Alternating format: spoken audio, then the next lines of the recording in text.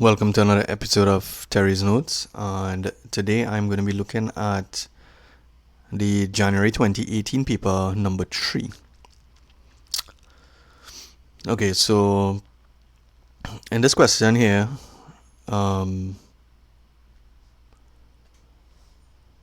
they tell us the equation of a straight line L is given by 3x minus 4y is equal to 5, right? And they said in part 1, write the equation of the line L in the form y is equal to mx plus c. So we have, look at it,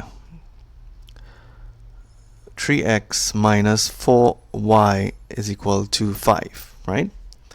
So we want to write it in the form y equal mx plus c.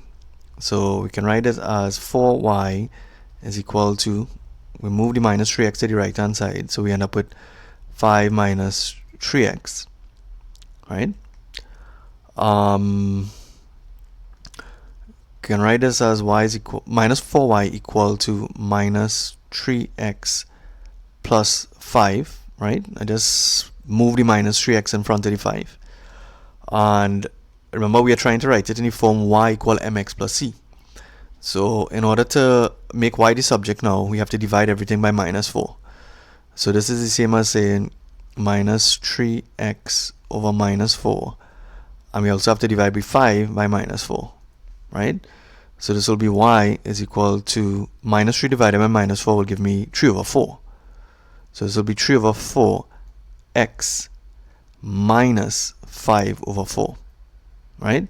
So this last part here is where we've written it in the form y is equal to mx plus c, in which case m is equal to 3 over 4 and c is equal to minus 5 over 4, right? So that is the equation, that is the we have rearranged the equation in the form y is equal to mx plus c. And remember, when you have an equation in the form y equal mx plus c, m is the gradient, so therefore we know the gradient of the line is 3/4. We also know that c is a y-intercept.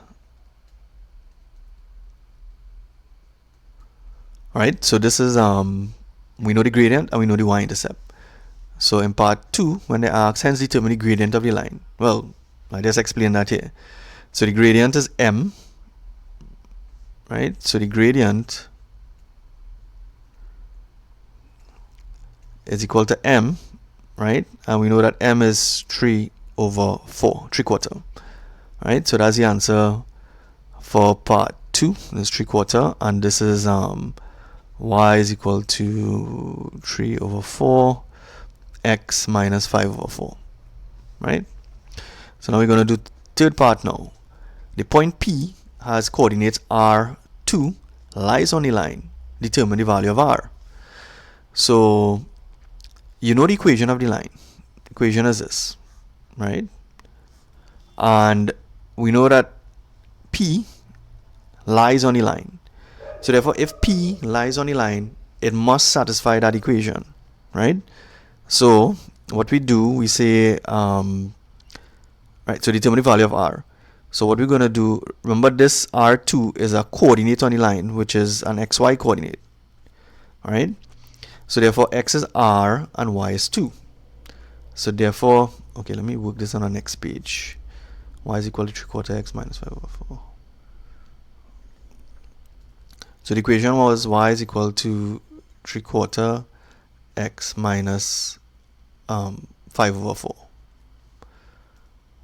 Right? And the coordinate of P is r2. So P is r2, right? So once I give you a coordinate that lies on the line, it means that those xy values here, right? Because our coordinate is an xy value, it must satisfy the equation. So basically what we are saying is that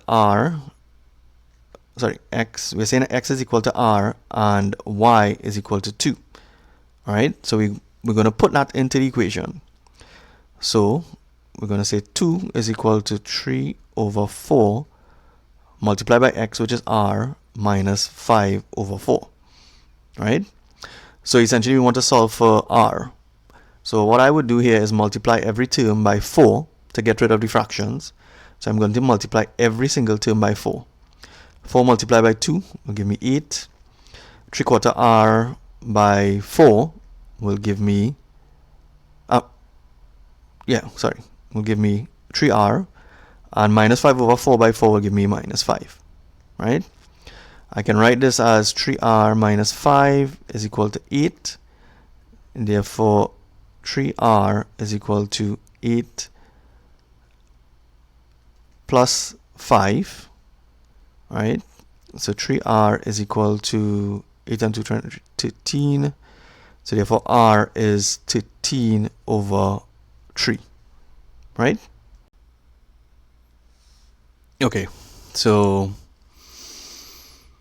they didn't make it too easy here for this question, right? So the coordinates of p is really 13 over 3 and 2, right? So that was the third part. And part 4, they said find the equation of the straight line that passes through the point 60, which is perpendicular to L. Alright, so we're looking to find an equation where it passes through the point 30, and they said that it is perpendicular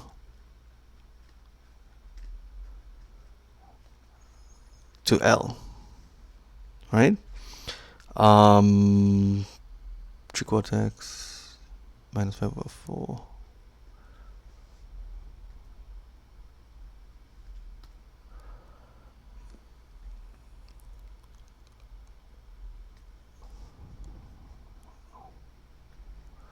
So the equation of L was y is equal to 3/4 x minus 5 over 4, right? That was the equation of L. And what is the point? Right. So sorry, the point is 60, not 30. So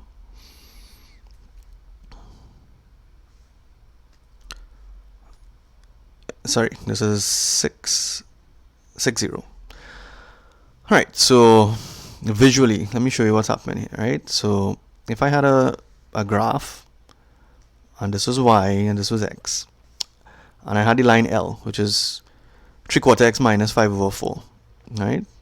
That graph is going to look something like this, right? Because how I can sketch this is because it has a positive gradient. The gradient is 3/4, so I know how it's going to slope, and it cuts the y-axis at minus 5 over 4.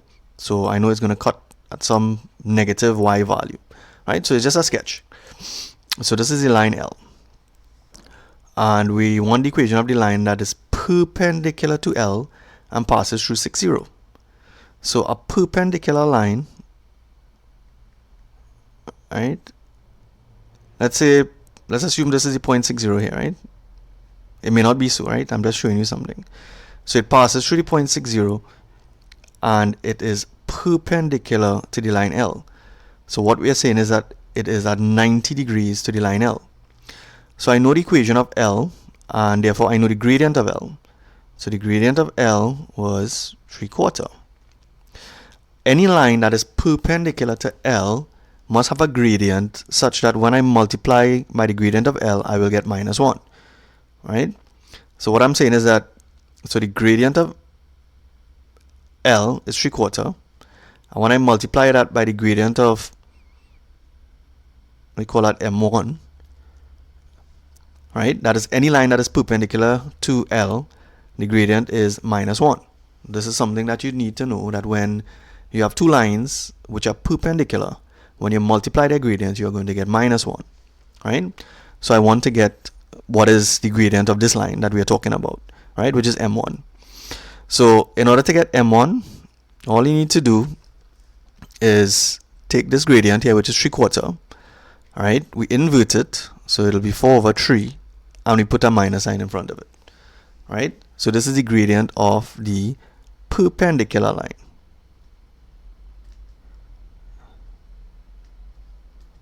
Right?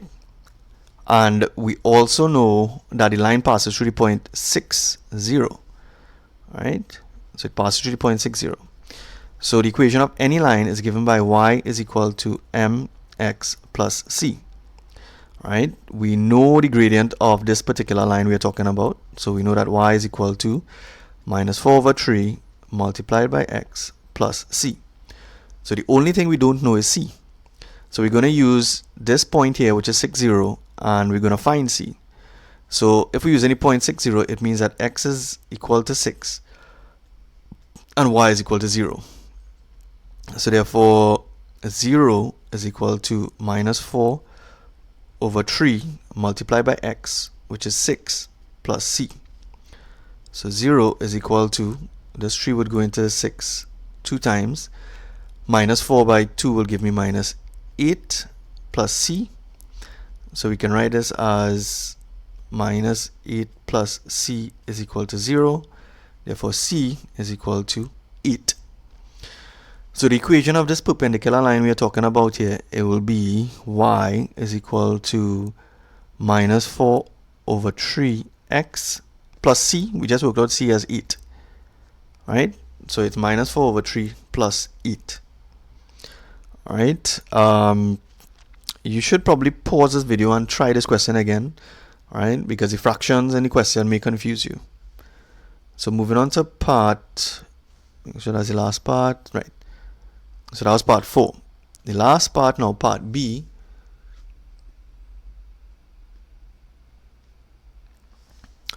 And they give you a graph and they said to draw the line, the straight lines, x plus y equal 10 and y is equal to x, right? So in order to draw the line x plus y equal 10, we just need to, all you need is 2 points to draw a line, right? So x plus y is equal to 10. So all I need is to use 2 points, right? And try to use 2 points that are within the range of the graph. So I can try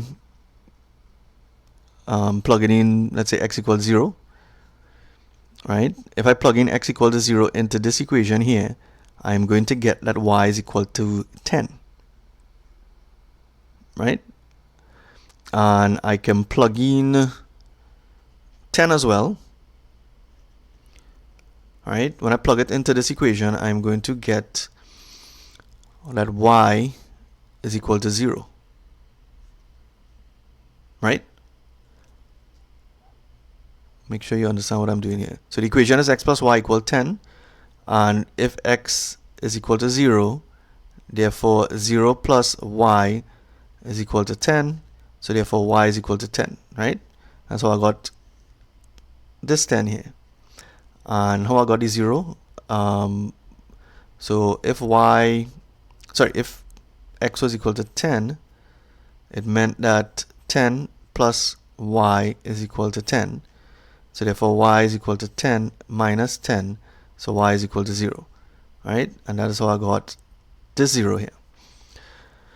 So I can plot the points 0, 10, so 0, 10, so that's this here, and 10, 0, that's here. All right. So basically, let me draw the line.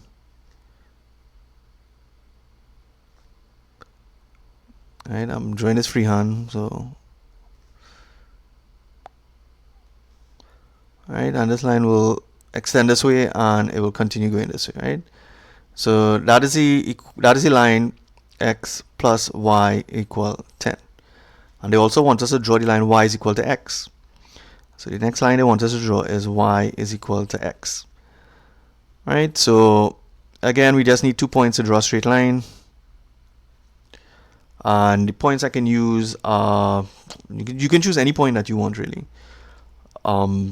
If I choose 1,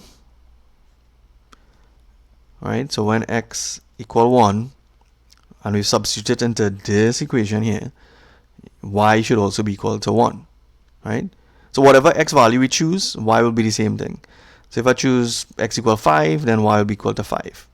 So plotting those points now, let me use a different color here. Right, so 1, 1 will be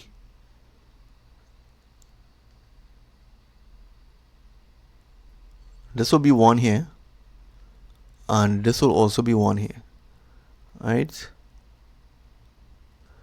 And 5, 5 we know is here, right? So the line y equal x will really be something like,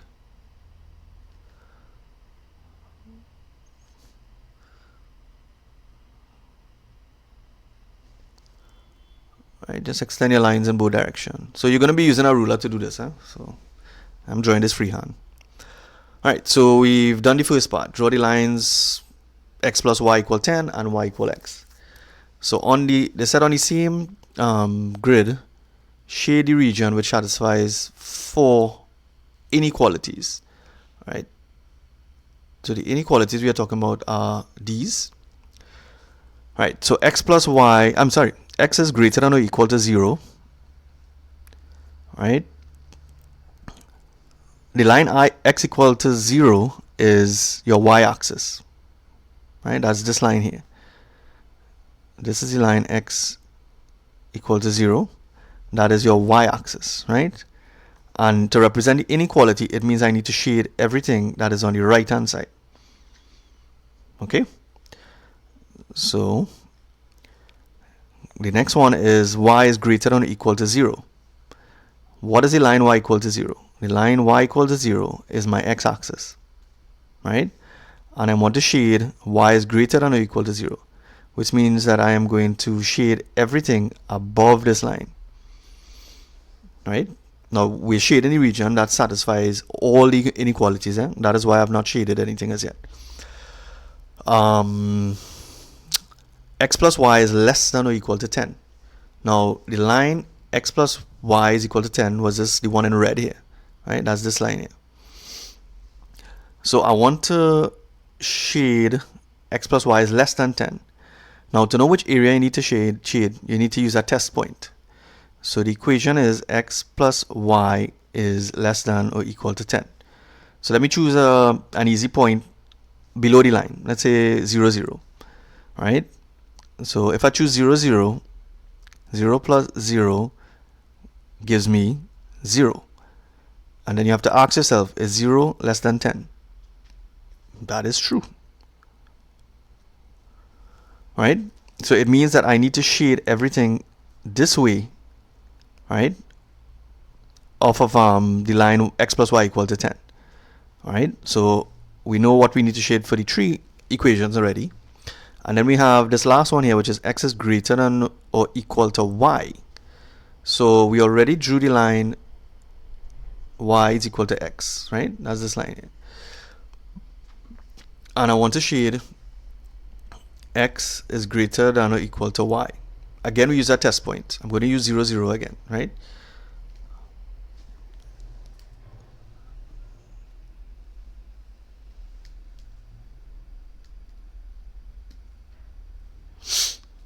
Just give me a second. Something's wrong with this.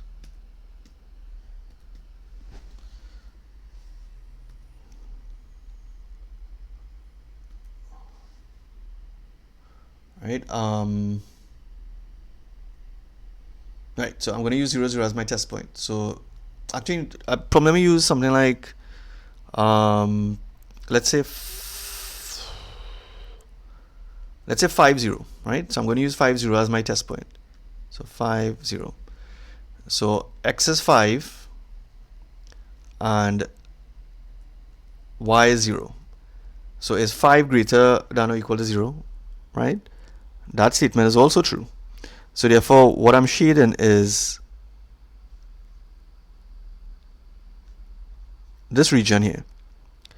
Right? So based on what we've figured out so far, the first inequality, we need to, one second guys, something's up here.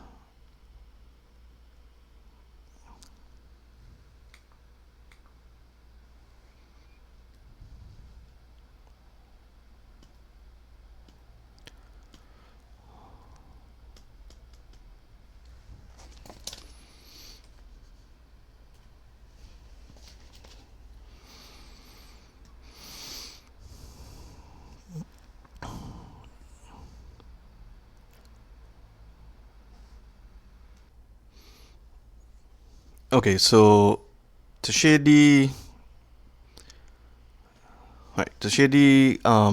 region that we want, so we know that x is greater than or equal to 0. So like I said, it is, just now let me get a different color here. Right, so the first inequality was x is greater than or equal to 0, right? So that is everything that is this way from my y-axis. Y is greater than or equal to 0. That is everything that is above my x-axis, right? So we know that we are looking at something in this region here. Then we have to look at the line x plus y is less than or equal to 10.